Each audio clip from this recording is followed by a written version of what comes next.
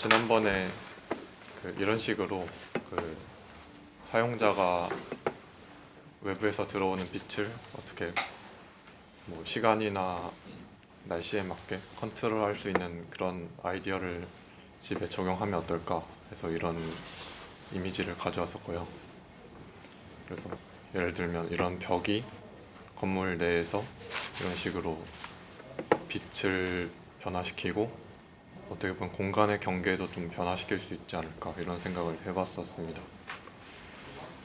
그리고 이번에 좀 더 건축적인 좀 이야기를 좀 생각을 해봤는데, 지난번에 한옥의 들문에 대해서 말씀해 주셨는데, 한옥의 들문은 주변의 자연 환경을 건물 내부로 가져오는 거라고 한다면, 이번에 제가 만들어야 될 주택은 이렇게 아무래도 밀집한 사이트다 보니까 주변을 완전히 개방을 해서 뭔가를 받아들이는 거는 어려울 것 같고, 대신에 이 사진처럼 아니면 이 스미요시 주택처럼 건물 내부에 있는 중장 같은 걸 활용을 해서 거기로부터 좀 자연을 느낄 수 있는 그런 방식을 사용해야 된다고 생각을 했어요. 그리고 공간 구조에 대해서 좀 생각을 해봤는데, 한옥의 공간 구조가 되게 좋은 것 중 하나가 이렇게 마당이 있으면 마당을 향해서 각각의 방들이 필요하면 문을 열어서 서로 시각적인 교류, 시각적인 소통도 가능하고, 그래서 좀 그런 식으로 상호 간에 소통이 일어날 수 있는 구조인데, 그런 구조를 이 집에도 적용할 수 있지 않을까 해서 생각을 해봤어요. 그래서 가운데에 그렇게 자연을 느낄 수 있는 그런 공간이 있으면 그것을 중심으로 실들이 배치가 되고, 각각의 방들에서는 필요하면 문을 연다든지 하는 식으로 해서 서로 시선이 통할 수 있게 할 수 있지 않을까 생각을 했습니다. 그리고 한옥에서는 마루 같은 부분이 이렇게 각각의 실들을 다 연결해주고 공용 공간으로서 사용을 할 수도 있고, 약간 중간적인 외부와 내부의 중간적인 역할을 하는 공간이 있는데, 그런 공간을 이 건물에서도 이렇게 이 가운데에 생기는 중정을 중심으로 배치할 수 있지 않을까, 그런 생각을 해봤습니다. 그래서 제가 빛과 관련된 좀 아이디어는, 가운데가 이런 식으로 빛이 들어오는 공간이 있게 되면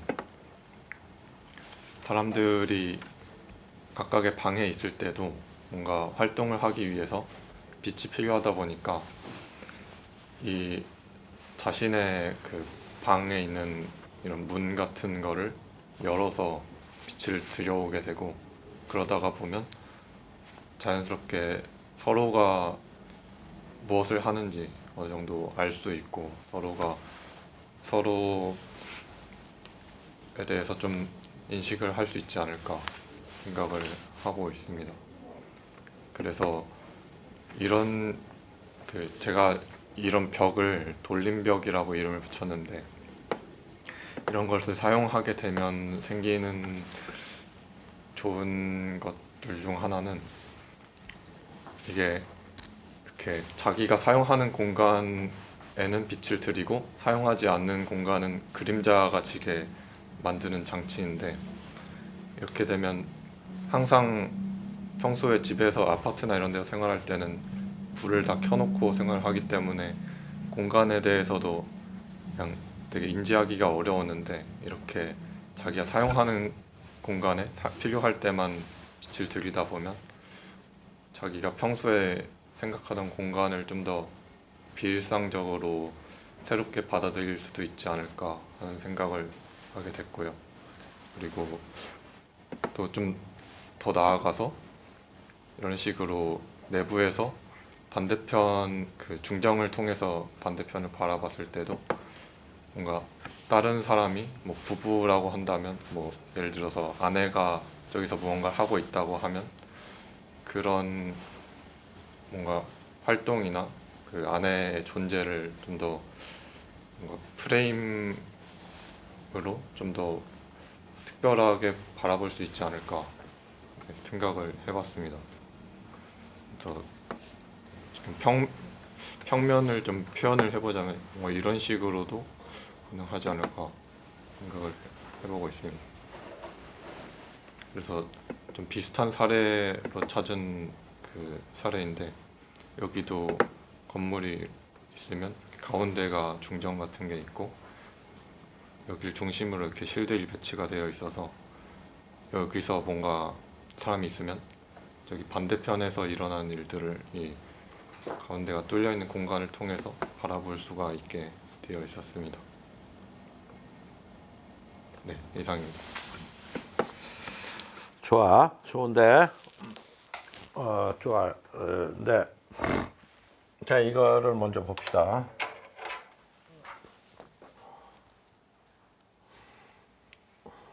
여기에 대전제는 뭐야? 이게 다 막혔지?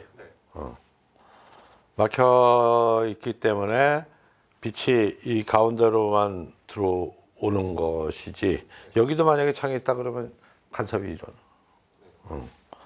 그래서 이게 이제 유일하게 중정이 되는 거고, 뭐 스미요시도 마찬가지잖아.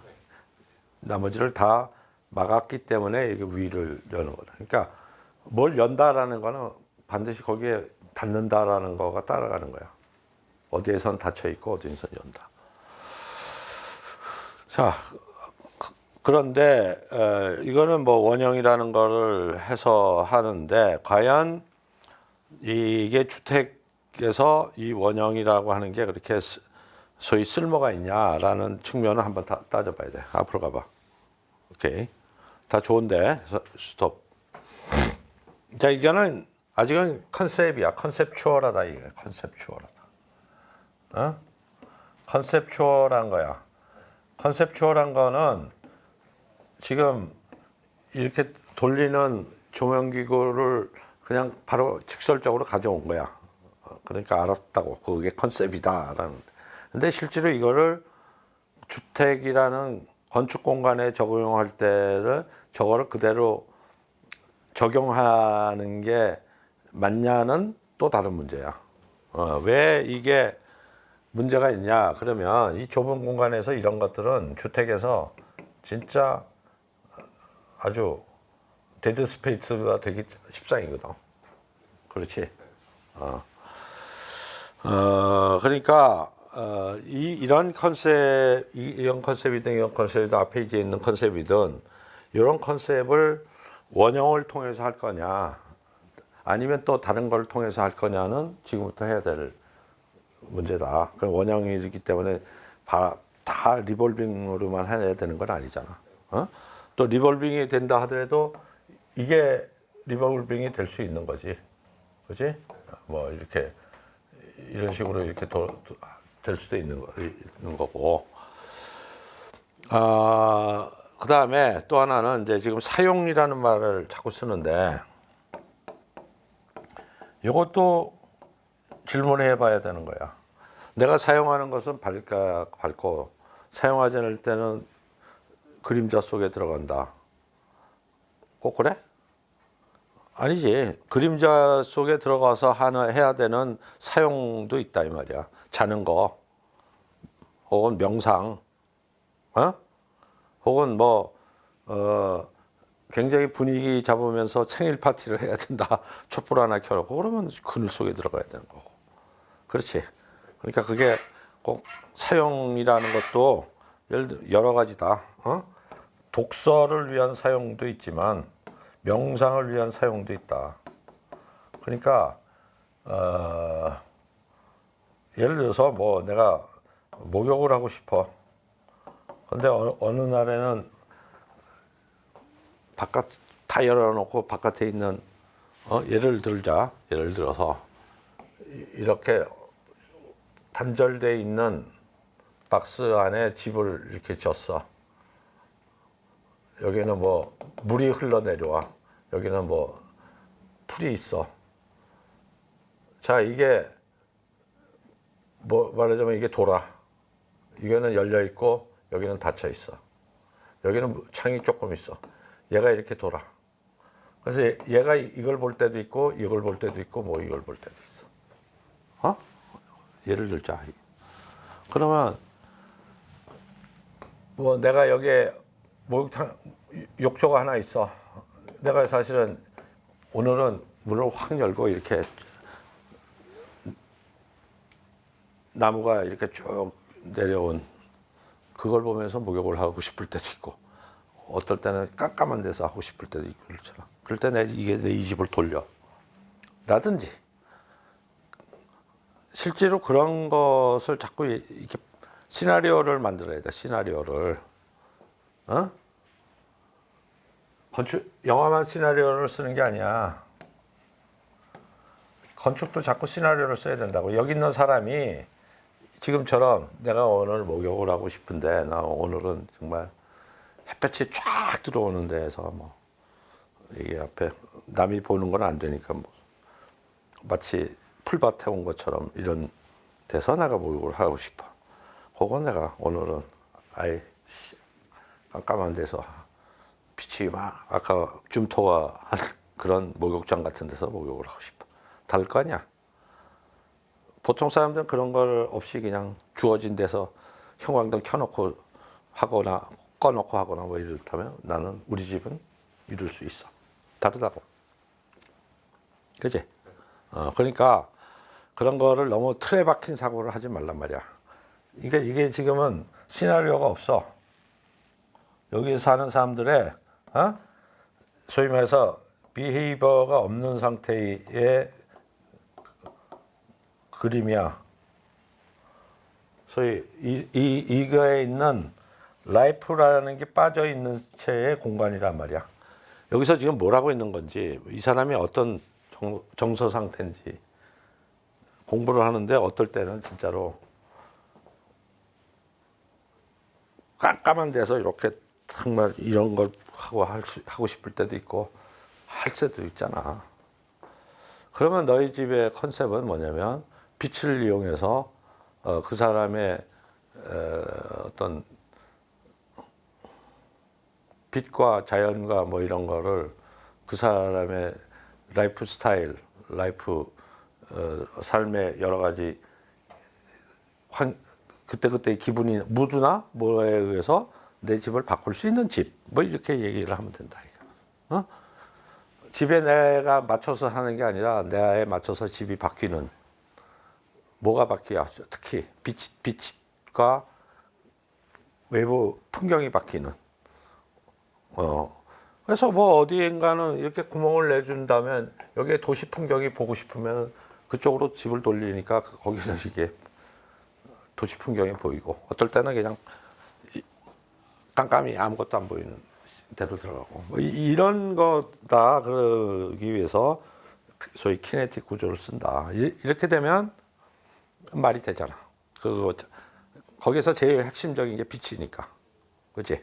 어떤 데는 막혀 있고 어떤 데는 열려 있고 어떨 땐 직사광선이 들어오고 어떨 때 빛이 위에서 내려오고 거꾸로 빛이 아래에서 내려올 수도 있지.